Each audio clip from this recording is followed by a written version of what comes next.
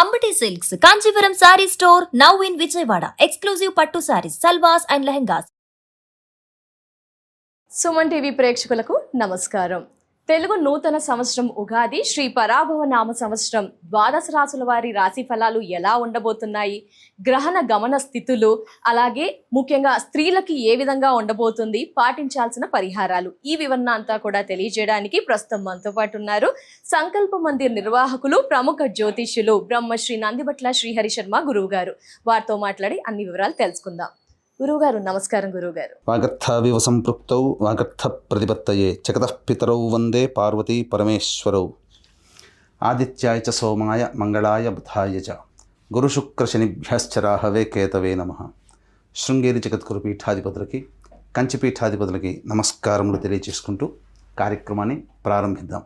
వీక్షించేటువంటి Suman TV ప్రేక్షకులకి ఈ పరాభవనామ సంవత్సరంలో ఎలా ఉండబోతుంది, ముఖ్యంగా విద్యార్థులకి, ఉద్యోగస్తులకి, కళాకారులకి, సినీ రంగంలో ఉన్నటువంటి వాళ్ళకి, అన్నిటికంటే ముఖ్యంగా రైతులకి, అలాగే ప్రైవేటు కేంద్ర రాష్ట్ర ప్రభుత్వ ఉద్యోగాల్లో పనిచేసేటువంటి వాళ్ళకి, ఇలా అన్ని రంగాలలో ఉన్నటువంటి వాళ్ళకి ఏ విధంగా ఉండబోతుంది, రాజకీయ రంగంలో ఉన్నటువంటి వాళ్ళకి ఎటువంటి సంబంధించినటువంటి సమస్యలు ఎదుర్కోవాలి, ఏ సమయంలో బాగుంటుంది, అలాగే ఏ సమయంలో మనం కొత్త పనులు ప్రారంభించుకోవచ్చు, గురుబలం ఉందా లేదా, ఇలా అనేక విషయాల గురించి క్లుప్తంగా తెలియజేసుకునే ప్రయత్నం చేస్తాను. అంతేకాకుండా ముఖ్యంగా వివిధ రాశుల్లో జన్మించినటువంటి స్త్రీలకి ఏ విధంగా ఉండబోతుంది అనే విషయాలతో పాటు చర్చిస్తూ ఈ సంవత్సరం అపజయాల నుంచి జయం కలగడానికి, గత సంవత్సరం కంటే ఈసారి సంవత్సరం జీవితం మెరుగ్గా ఉండడానికి ఎటువంటి చిన్నపాటి పరిహారాలు చేసుకోవచ్చు అనేటువంటి విషయాల గురించి అన్నీ కూడాను కూలంకషంగా చర్చించుకునే ప్రయత్నం చేస్తాను. ఇక ఆలస్యం చేయకుండా వివరాల్లోకి వెళ్ళిపోదామా? గురువుగారు, మరి మీనరాశి వారు కూడా ఎదురు చూస్తూ ఉన్నారు. శ్రీ పరాభవ నామ సంవత్సరం ఎలా ఉండబోతుందో తెలియజేస్తారా గురువుగారు? ఈ పరాభవ నామ సంవత్సరంలో చిట్ట చివరిదైనటువంటి మీనరాశిలో జన్మించినటువంటి వారికి ఏ విధంగా ఉండబోతుందో తెలుసుకునే ప్రయత్నం చేద్దాం. ఆదాయం 14, వ్యయం 11, రాజ్యపూజ్యం 7, అవమానం 2. ఇక గమనించుకున్నట్లయితే ఈ యొక్క మీనరాశి వారికి గత సంవత్సరం లాగానే ఈ సంవత్సరం కూడా జన్మరాశిలోనే శని సంచార ప్రభావం, ఏలినాటి శని ప్రభావం అనేటువంటిది ఉన్నది.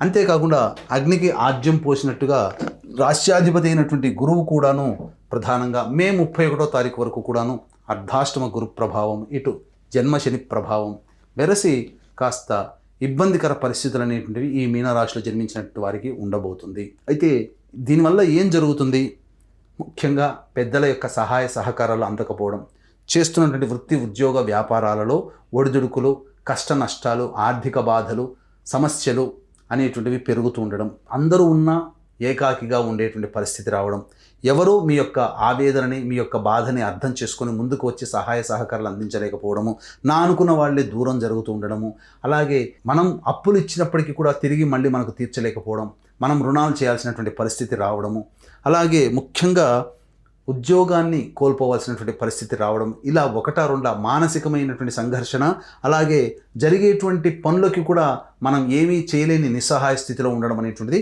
ఈ యొక్క మీనరాశిలో జన్మించినటువంటి వారికి ప్రధానంగా జన్మశని ప్రభావము, గురువు కూడా అర్ధాష్టమ గురు ప్రభావం మే 31వ తారీఖు వరకు ఉండబోతుంది.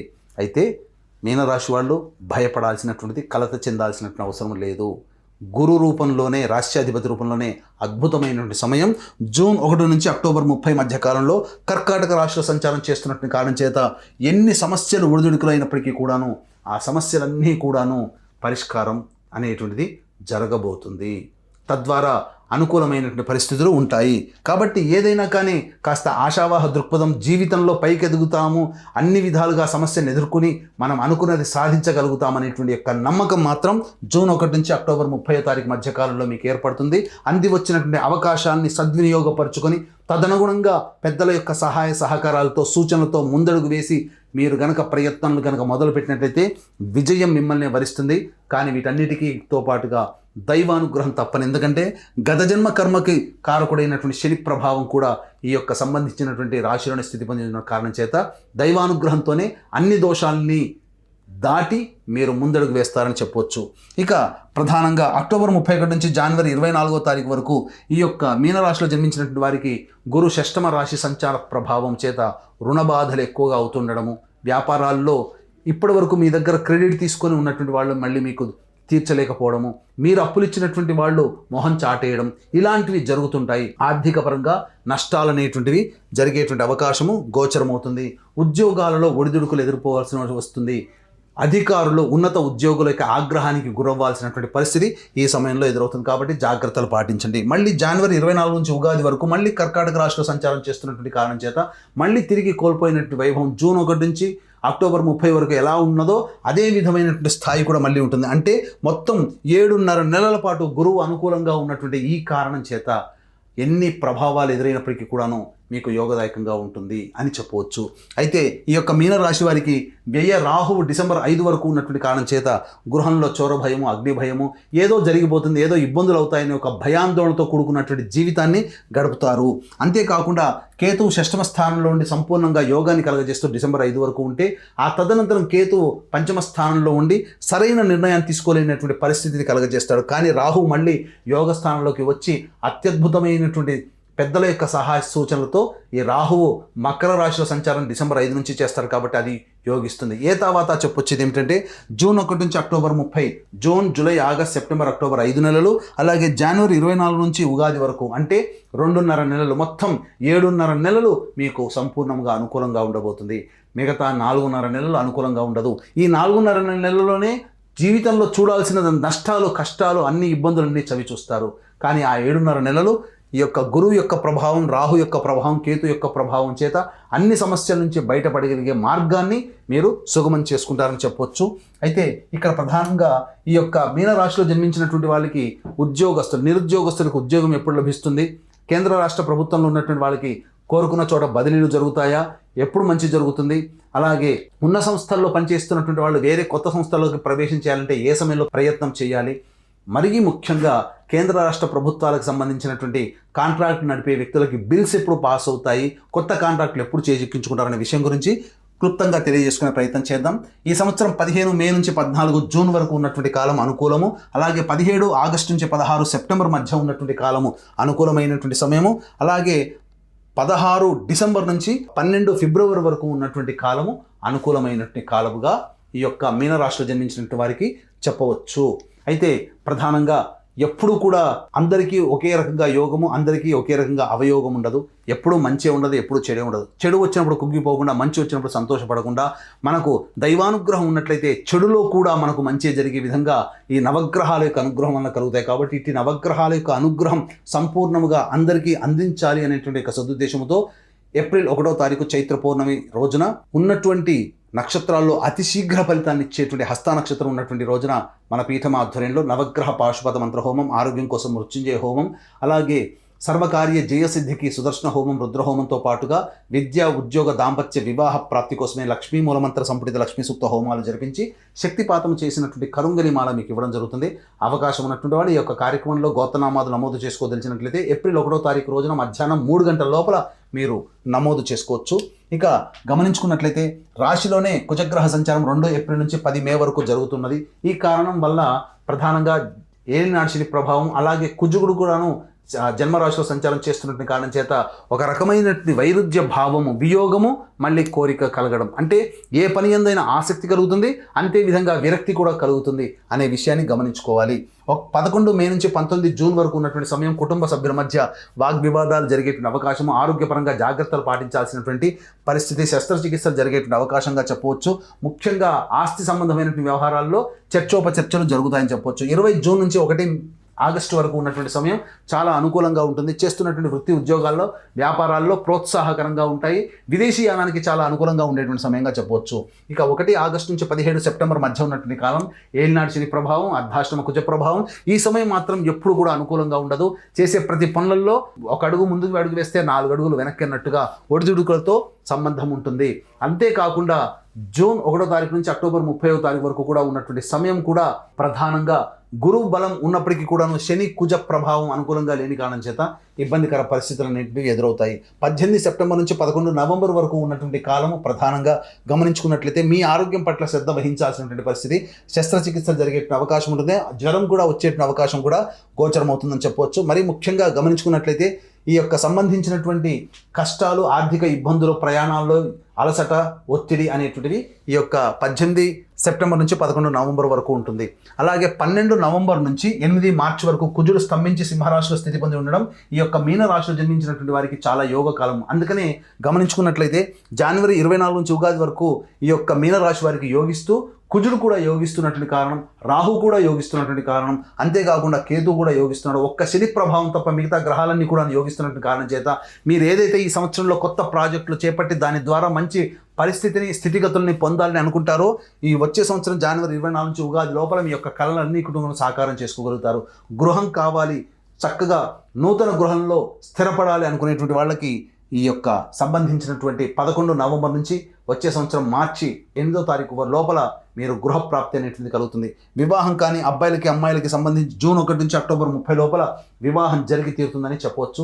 ఈ యొక్క రాశిలో జన్మించినటువంటి విద్యార్థులకి ప్రధానంగా ఈ సంవత్సరం మే 31 వరకు గురువు అనుకూలంగా లేని కారణం చేత విద్యార్థులకి జ్ఞాపకశక్తి తక్కువగా ఉండడం, అనుకున్నటువంటి విధంగా ర్యాంకు రాకపోవడం, కాస్త ఇబ్బంది పడే అవకాశం ఉంది. కాబట్టి మీనరాశిలో జన్మించినటువంటి విద్యార్థులు గల తల్లిదండ్రులు జాగ్రత్తలు పాటించాల్సినటువంటి దైవానుగ్రహాన్ని పొందే ప్రయత్నం, కాస్త కేర్ తీసుకోవాలి.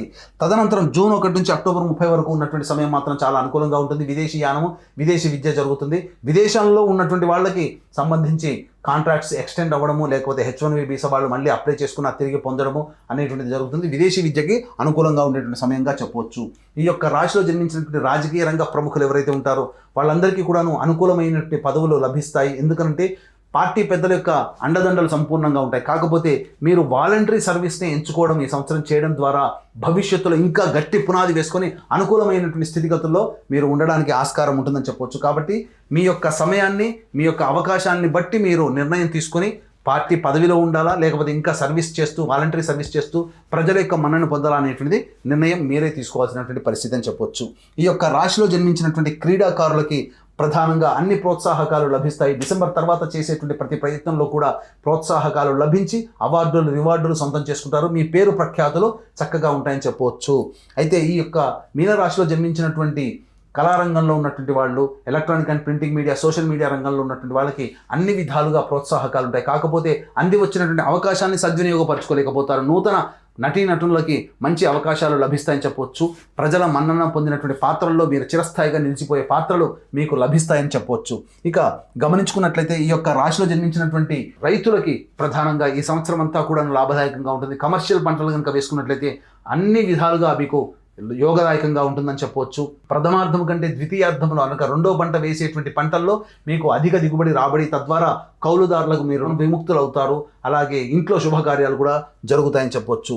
ఇక ప్రధానంగా చేసేటువంటి వృత్తి, ఉద్యోగ, వ్యాపారస్తులకైతే అన్ని విధాలుగా చెప్పినటువంటి సమయంలో జూన్ 1 నుంచి అక్టోబర్ 30, మళ్ళీ జనవరి 24 నుంచి వచ్చే సంవత్సరం ఉగాది వరకు ఉన్నటువంటి సమయం చాలా అనుకూలం. వ్యాపార విస్తరణ, ఉద్యోగంలో అభివృద్ధి, అలాగే అన్ని విధాలుగా ధనం సంబంధించినటువంటి ఆర్థికపరమైనటువంటి ఇబ్బందుల నుంచి బయటపడి మీ యొక్క కళల్ని సాకారం చేసుకుంటారని చెప్పొచ్చు. ఈ యొక్క రాశిలో జన్మించినటువంటి వారికి, స్త్రీలకి ముఖ్యంగా గతంలో కంటే మీ యొక్క గొప్పగా పేరు ప్రతిష్టలు పొందినటువంటి ఉద్యోగంలో స్థిరపడతారు. మీరు చేసే ప్రతి పని ప్రజలకి సంబంధించి అనుకూలంగా ఉండడము, తద్వారా సంఘంలో కానీ కుటుంబంలో కానీ పేరు ప్రఖ్యాతులు పెరుగుతాయి. ఇదివరకు మిమ్మల్ని అవమానించిన వాళ్ళు మిమ్మల్ని గౌరవించి చక్కగా సాధారణంగా ఆహ్వానిస్తారు. కాకపోతే మిమ్మల్ని మీ పేరు వాడుకొని మీకు అపకీర్తి తెచ్చేటువంటి సంఘటనలు చోటు చేసుకుంటాయి. కాబట్టి అటువంటి వాళ్ళ పట్ల జాగ్రత్తలు పాటించండి. సంతానం వల్ల మీ యొక్క అభివృద్ధి అనేటువంటిది ఉంటుంది. అలాగే సంతానం మూలకంగా మీకు సంతోషం కలుగుతుంది. వాళ్ళ యొక్క పనితనం వల్ల మీకు మంచి జరిగేటువంటి అవకాశం కూడా గోచరమవుతుందని చెప్పవచ్చు. అయితే ప్రధానంగా చోర భయం, డిసెంబర్ 5వ తారీఖు వరకు కూడాను చోర భయం ఉండేటువంటి అవకాశం ఉంటుంది. అగ్ని ప్రమాదం కానీ, విలువైన వస్తువులు కోల్పోవడం కానీ జరిగేటువంటి అవకాశం ఉంటుంది. కాబట్టి జాగ్రత్తగా ఉండండి ఈ రాశిలో జన్మించినటువంటి స్త్రీలు. అయితే ఈ రాశిలో జన్మించినటువంటి స్త్రీలు జీవిత భాగస్వామితో ఎన్ని ఒడిదుడుకులు వచ్చినప్పటికీ కూడాను చర్చల ద్వారా పరిష్కరించుకొని వాటిని ముందడుగు వేయడం ద్వారా మంచి జరుగుతుందని గ్రహించాలి. అంతేకాకుండా ఈ రాశిలో జన్మించినటువంటి ప్రైవేట్ రంగంలో ఉన్నటువంటి వాళ్ళు ఆ ఉద్యోగ విరమణం చేసి కుటుంబం కోసం నిశ్చయం చేసుకోవాల్సినటువంటి పరిస్థితులు ఎదురవుతాయి. కేంద్ర రాష్ట్ర ప్రభుత్వాల్లో పనిచేసేటువంటి స్త్రీలు ఎవరైతే ఉంటారో వాళ్ళు VRS తీసుకొని తద్వారా కుటుంబానికి పరిమితం అవ్వాల్సినటువంటి పరిస్థితులు గోచరమవుతున్నాయని చెప్పొచ్చు. తర్వాత చెప్పొచ్చేది ఏమిటంటే ఈ యొక్క రాశిలో జన్మించినటువంటి వాళ్ళకి సమస్యలు అనేటువంటివి కూడా ఉంటాయి. కాబట్టి ఈ సమస్యలు అనేటువంటివి ఉన్నప్పుడు మీ ఇంటికి ఉత్తర దిక్కులో ఉన్నటువంటి శివాలయానికి కానీ విష్ణు ఆలయానికి చేరుకొని అక్కడ అర్చనాది కార్యక్రమాలు జరిపించి తులసిమాల, బిల్వదళాల మాల, ఈ యొక్క ఈశ్వరునికి బిల్వదళము, వెంకటేశ్వర స్వామికి తులసి దళ మాల సమర్పించుకొని వచ్చినట్లయితే, అమ్మవారికి అర్చన చేసుకుని వచ్చినట్లయితే ఒక 3 రోజుల పాటు ఆ విధంగా కంటిన్యూస్గా చేయండి. సమస్య తప్పకుండా పరిష్కారం అవుతుంది.